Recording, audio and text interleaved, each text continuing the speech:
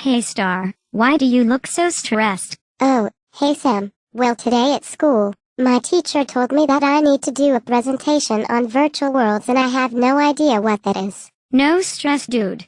I recently did a course on virtual worlds and can help. Cool, dude.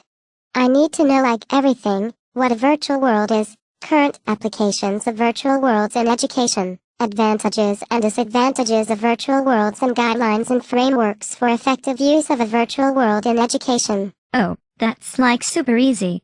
A virtual world is basically an internet-based simulated environment that allows users to act by means of avatars. And believe it or not, over the past several years the use of virtual worlds has increased dramatically. Wow. That sounds interesting. So do you have any idea what the latest educational applications are? Yeah, sure I do. There is quite a few out there like Avatar Storytellers, Weavil, Eduism, Willow Star 3D, Active Worlds, Second Life, Conava and Open Cobalt. Whoa, that's a lot. Can you elaborate on a few? Haha, sure. Let's start with Eduism. Eduism provides an interactive whiteboard which allows for immersive touch, allowing students to directly manipulate objects in virtual worlds. It is a multi-user virtual world platform, which offers collaborative learning in that multiple classrooms may connect to their interactive whiteboards and work together. Then we have Active Worlds, which has been a huge hype with teachers around the world since its inception. Active Worlds has dedicated an entire area of its world to education. It is called Active World Educational Universe.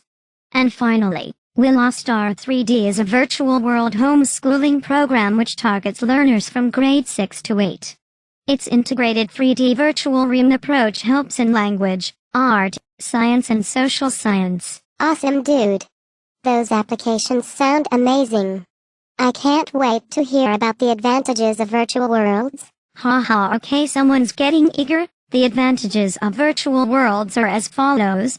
It provides a platform for engagement, both visual and audio, and visible participation, provides equal support for disabled learners, allows for self-paced learning, creates opportunities for users to create, comment and share content with others, makes it easier for students to interact, allows for non-physical collaboration, facilitates green learning, it's intuitive. That is, it encourages creativity like building avatars and the likes. Most virtual worlds offer realistic simulations that offer experience that users may find useful in real life. And learners are allowed to learn about other cultures and acquire new skills while doing so. Smash, dude. It almost sounds too good to be true. But what about the downside of virtual worlds? I mean, it can't be all good, right? Well, sadly you are right about that. There are several disadvantages associated with virtual worlds. Well, firstly, learners can easily be distracted by other activities in virtual worlds, and for some it might be difficult for them to differentiate the virtual world from the real world. There is high access and data cost, especially in South Africa, which means that a single user can affect the experience of other users. Not all learners are familiar with virtual worlds and feel uneasy using technology. Security breaches can occur and endanger the security of learners. Devices need to meet the correct specifications and upgrades may be needed, which is costly. And finally, social factors such as family perceptions and gender stereotypes in some regions may interfere with learning. Whoa, well, at least it's not all bad. Oh, and what about the guidelines and learning frameworks for effective use of virtual worlds in education? What do you know about that? That's pretty simple. A general code of conduct may be followed. These rules may be explicitly stated: no personal attacks when giving criticism, treat others as you wish to be treated, do not flame anyone that is abuse or insult them, and shared multimedia must not be abusive or offensive.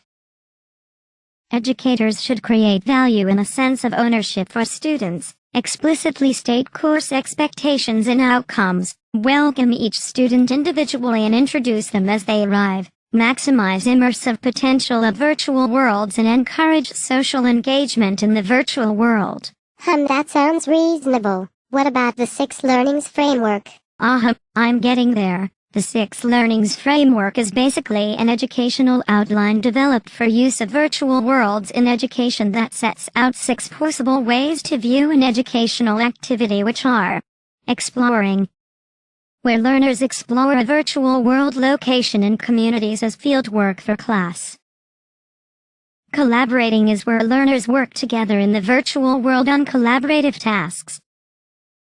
Being is where learners get to explore themselves and their identity through their presence in a virtual world, such as through role play. Building is where learners get to construct objects with virtual worlds.